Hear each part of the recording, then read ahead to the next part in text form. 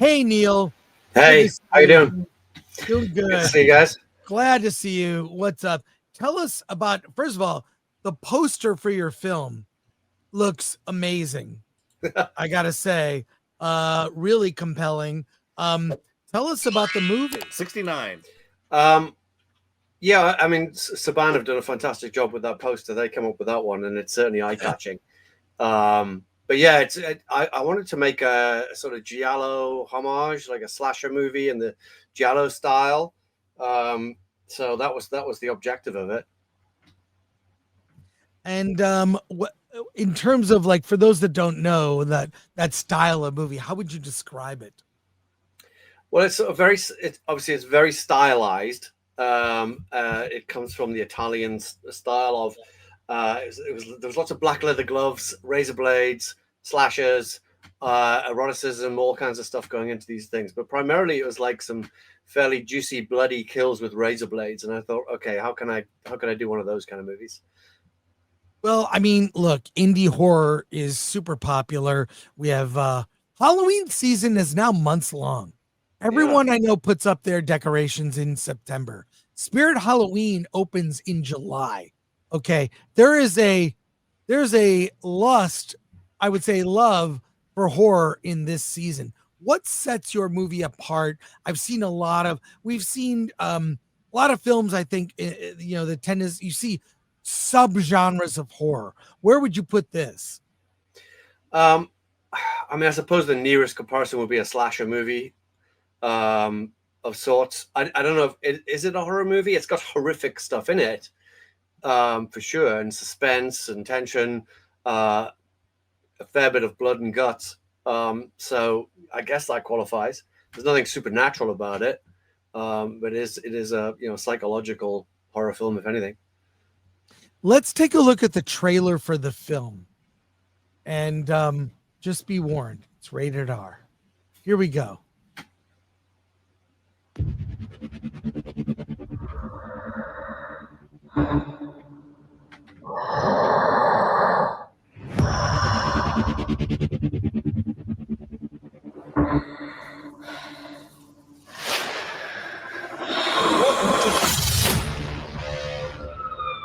We've got a homicide.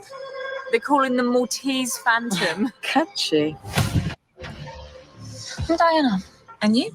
Evelina. People call me Evie. You traveling alone? The killer is a local. What evidence they got? You think he's dangerous? When push comes to shove, aren't we all?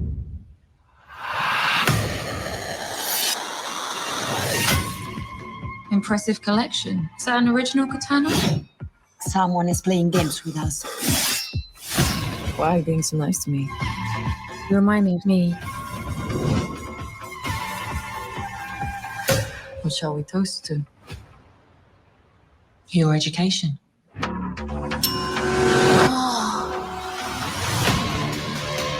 Remember the end game. You don't need to be scared. You don't need to be scared. You don't need to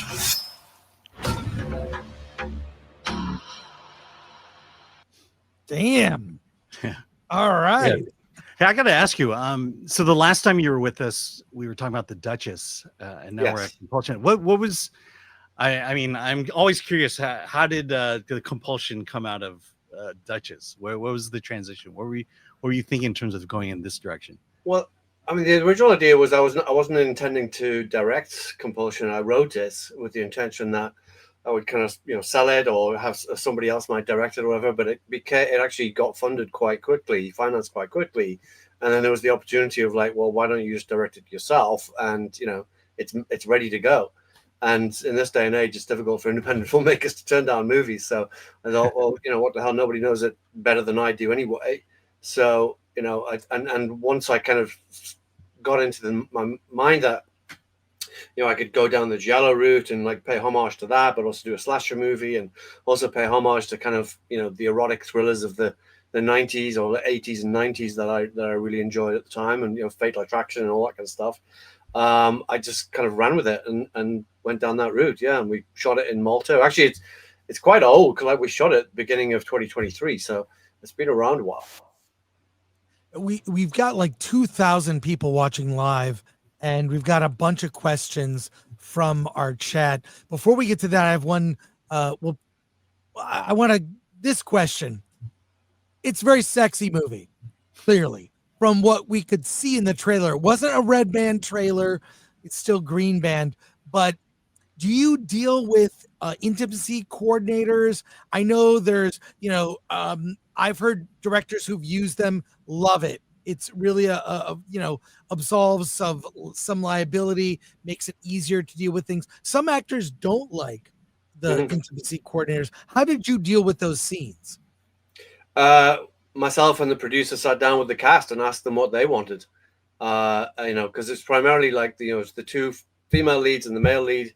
We sat down with them and said, like, what do you want? What's going to make you feel comfortable? And they pretty much, they all said we'd rather not have an intimacy coordinator, because for their point of view, it's just it's another person on set. It's another set of eyes on set.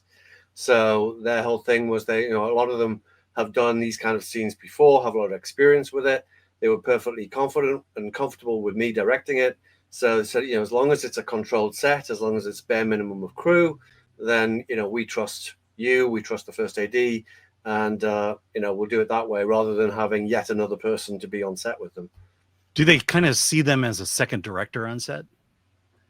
I guess so. I've not actually worked with one before, so I've never had any reason to until this film came along. So I don't really know, but I guess it's like having a second director on set. We've got so many questions for you from our chat. Let's go to those. First, a compliment from Sons and Shadows. The Descent, Doomsday, Dog Soldiers. Thank you for all your fantastic work. This looks great. And then people are asking, Jonathan Hirth says, will we see a sequel to The Descent? Well, beyond the sequel that already exists. I guess there you go. It exists, Jonathan. Yeah, I guess that shows how forgettable that is. I don't know. There is the possibility of a Descent sequel. I can't really say much more than that, because I don't. These early films that you make, I don't own the rights to them, so it's not up to me, unfortunately. But fingers crossed. Yeah. Compulsion just shot to the top of my must-see list from Wes cool. Ray, who goes on to ask, Neil, what are some of your favorite Giallo movies that inspired you? Well, I mean, principally the work of Dario Argento. That's how I got into Giallo, and a lot of his style. So Bird with the Crystal Plumage. I love opera. Opera is one of my favorites as well. The shooting through the keyhole scene in opera is like one of my all-time favorite sequences. But yeah, that's my principle. Urjo asks, was the entire cast and crew British? Not at all. We had a multinational crew. We shot it in Malta. A lot of the crew were Maltese. We had a whole bunch of Italians, and we had a lot of key crew from South Africa as well, and some Brits as well. So it was a really multinational crew and multinational cast. We have Italians and Polish lead actress. So I mean, amazing group of people. And from Urjo also asks, any first-person shots of the killer with his gloves, his or her? Well, I don't want to give that away, but yeah, they're I mean, you could say you saw them at the beginning of the trailer. There is definitely some first-person shots. Yeah. Again, it's a giallo. You got to do that. And last question from our chat. Solomon Thornton says, who's a member, thank you. Greetings, Sir Neil. Love giallo film. What is your best approach for creating suspense? It's to kind of calm things down a little. Movies are so loud and fast or whatever these days. To try and create suspense, you want to put the audience in an uncomfortable position. So it's actually like making things quiet, making things a little bit slow, get them on edge that way, get them irritated by things, or like how Quiet Place did it so well of just being quiet. How that set the audience on edge. So that's the kind of thing that I like to do. Yeah, just go still, go calm for a little bit. A few more dropped in here. Krog based for 20 Swedish krona. I know Dog Soldiers by heart. You're a hero. Thank you. I'll take that. And Ololique says, I know we've asked about a Dog Soldiers sequel, but what about a different monster movie set in the same universe? Funny enough, I was thinking about that today. The possibility of like doing some other kind of monster, but in the same universe. It's a definite thought. I mean, I do love a good monster movie, so. Yeah. And the Garth Knight Returns asks, Neil, I remember going to the theater to see Doomsday, and was for me like seeing a love letter to John Carpenter's Escape from New York. Great mix of genres in Doomsday. Well, yeah, much appreciated. I love doing that movie. And the main thing for me was that I got the seal of approval from John Carpenter himself. So that I'll take that. Yeah. And I do have, of course, a question I know everyone wants to know. Where can people see Compulsion? So it's actually going to be out in theaters, limited theaters. I don't know exactly where. Saban are putting it out in theaters for a week. And then it's on, pay-per-view. All those forums for pay-per-view, wherever you get your movies from. Yeah, I think some AMCs are showing it here. Yeah. And then here we go. That's just a shout out to Atomic Laurie. Thank you, Be My Better. I have to ask you one question, but would you ever consider doing a future movie in the United States?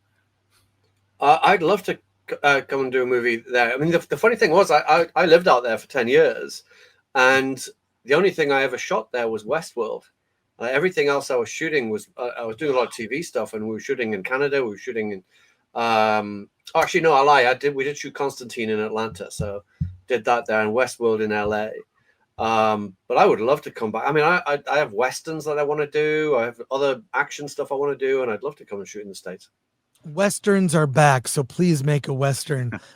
Neil, thank you so much for coming to see us. When you have another movie, please come back and visit us. Thanks for having me. Pleasure. Congrats on the film. Cheers. Take care.